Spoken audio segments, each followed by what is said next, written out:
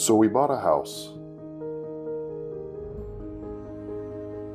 an 1879 mansion,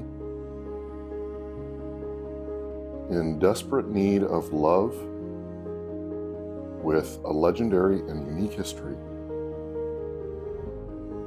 and a community to match. This is the story of our house and the Legends of Lemp.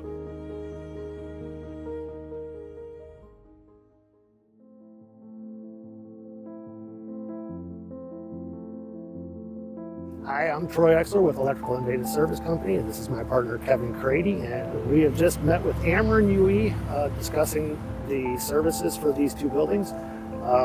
There is a potential issue from Ameren, not for the work itself, but they are near capacity on their transformers here, so we were discussing our options. We're going to put a 400 amp service on the main building. We're going to put a 200 amp service on the guest building, and we're going to put 2 panels in the basement, make sure everything is available for them to add on to whatever they need to.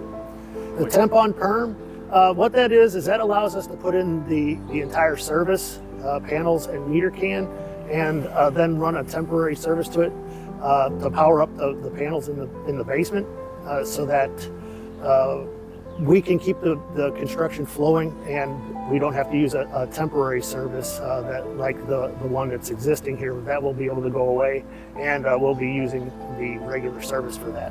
Ameren is worried about the load factor on the building. They're worried because they're allowed to operate at 130% of the capacity of the transformer. They're already over 110%, and they're worried about the adding of a 400 amp service and a 200 amp service is going to overload that transformer. So they're looking at other options, including putting in a larger transformer. Problem with that is that there's a long lead time to get those transformers.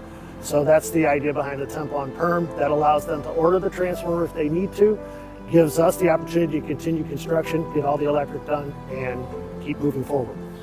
We've been on sites many times. It's a very common thing for Ameren to put us a temp on perm. That way his construction process is not hindered.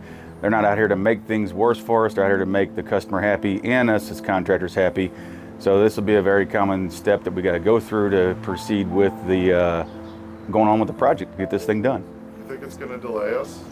No, as a matter of fact, it should keep the timeline moving. It's quite the opposite. By doing this, it allows us to keep moving forward without the delay of waiting for the transformer. We should be able to get all that started, get heating done, so that we can heat the house. That's our primary concern right now with winter coming.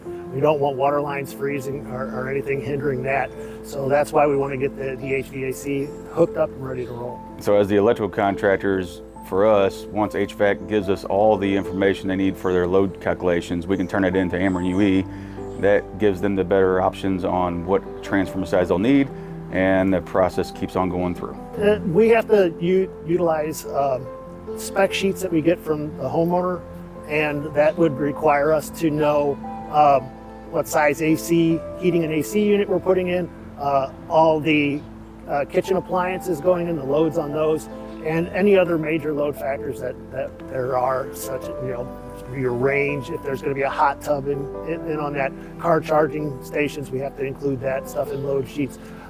But the reason of the 400 amp service, not only is this a large house and the potential for additional loads in the future are high, but we also want to make sure that you have the room to add on if you need to, for any kind of things that you would want in the future.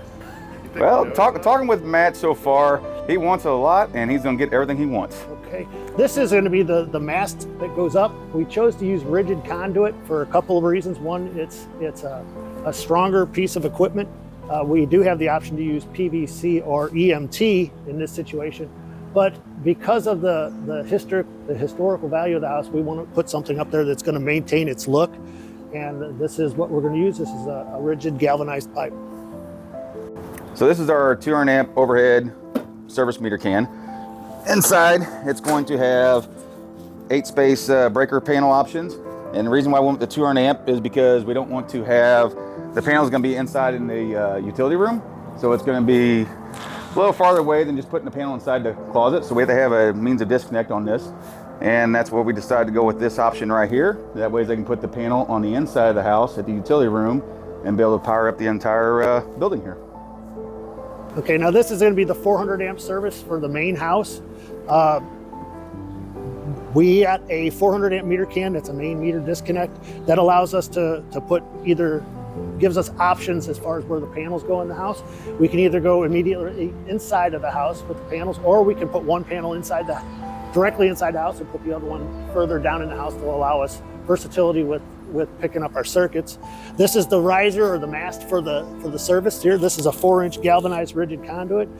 It weighs about 150 pounds. But again, we're using this construction because of the historical value of the home. We want to make something that's going to maintain its appearance. And again, this will do that. So this has the meter in it. There's 200 amp main disconnects in it. And the panels will go inside. We'll have the option of putting them wherever we want them to make it easiest for install of the branch circuitry. Okay, this is the riser cable. This is what Ameren is going to attach to. This is what feeds the 400 amp service. This is 600 MCM aluminum, and this is what's going to go in that 4-inch pipe. Okay, this is the SCR cable. This is what comes from the meter to the panel. The SCR is used because the main breakers are outside, so we have to have an additional conductor in it, which is the ground. And this is going to be what feeds each of the panels inside. These are the 200 amp panels we're putting in. These are 200 amp main lug panels that they're a 40/80 panel, which means there's 40 spaces in it, but it can be doubled we can use what they call twin breakers, and it allows us to put up to 80 circuits in each panel. So in the main house here, there's the potential for 160 circuits in this panel, in this house.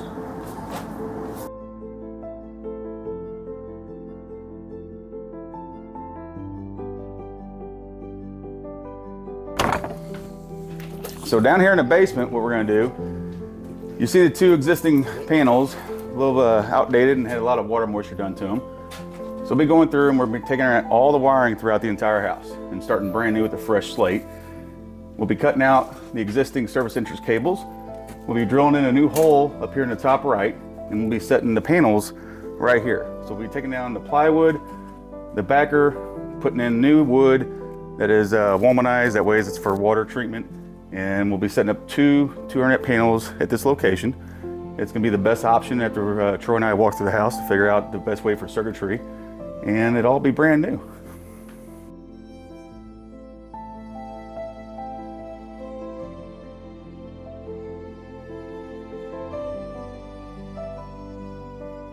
This is what we're going to use to drill through the foundation. This is so we can get our service entrance cables in there to feed the panels. And this is about 1 3/4 inch bit, and the foundation is about 19 inches thick, so it's going to take every bit of this to get it through.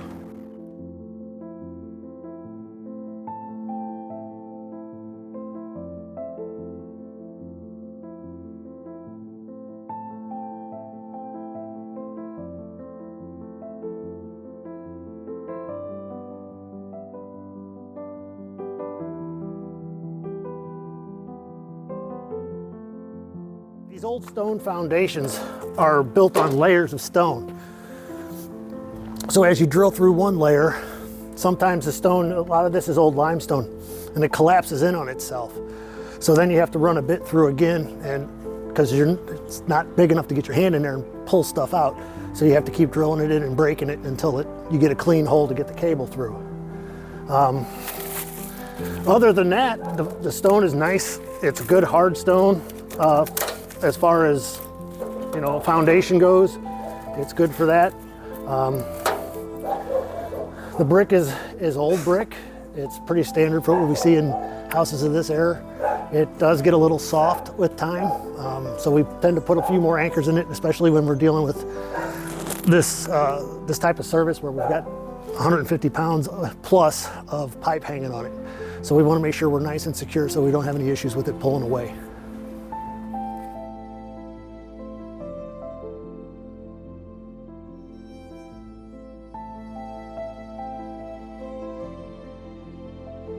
So far what we've done, earlier you've seen that we ripped out everything out and we're starting to install the new two 208 panels. We got the one installed, we just gotta land the cables here in a little bit. And one of the most important things when you do this is using an oxidizer for aluminum cables whenever you land them on the terminals. That way it does not expand and contract for aluminum conductors. So we'll have the second panel here mounted just in a little bit. Then we'll put a GFI on each one because that is a requirement for load purposes. And we'll be ready for temp on perm.